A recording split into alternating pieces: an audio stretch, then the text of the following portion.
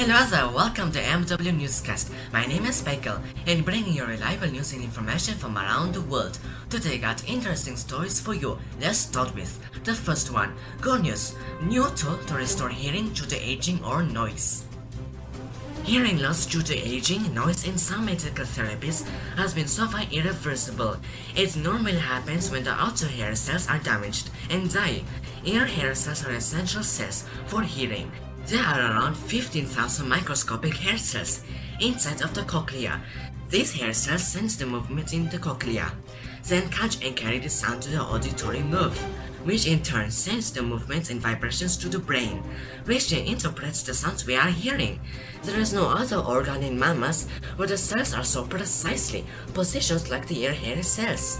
Now, scientists from the Northwestern University have discovered a single master gene, the TBX2, that reprogram existing ear hair cells into either outer or inner ones, which at the end will contribute to restoring hearing. Wonderful discovery! Next story, quite alarming. Sea levels rising twice as fast in New Zealand. Globally, the sea level is expected to rise 50 centimeters by 2100s.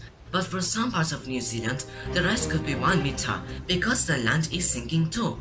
According to new projections, residential areas in Auckland, Wellington, and other places risk inundation decades earlier than expected. Not good news for Wellington, where sea level could rise 30 centimeters by 2040, when that rise was expected still for 2060.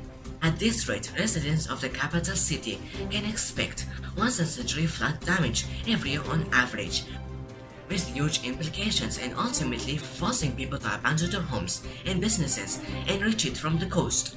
The new information comes from a program comprising dozens of local and international scientists called NBCDFW, which also includes GNS Science in NIWA. Well, now is the time for climate adaptation planning, not only in New Zealand but in other parts of the planet as well. Last for the day, but not least, a mistaken identity. Family finds puppy in the road, but later realized it was a coyote. A Massachusetts family accidentally brought home a coyote pup they thought was a lost puppy. They found it wandering and distressed on the side of a busy road. At home, they realized the puppy was not a dog, but a coyote. Immediately, they reached out to the New England Wildlife Center for help. The organization said it worked with the Massachusetts Department of Public Health to determine that there was no exposure risk for rabies. Fortunately for everyone, there was no potential exposure risk to rabies. Coyotes can carry rabies, a viral disease deadly to humans and other animals. Simple bites or scratches can lead to transmission. That is why wildlife authorities advise contacting appropriate rescue resources to help wild animals in need. Currently, the coyote is in isolation and waiting for a foster sibling to live with during its rehabilitation. That's all for today's edition. Thanks for watching MW Newscast. Share the news with your friends and contacts. This is Michael and see you in the next edition.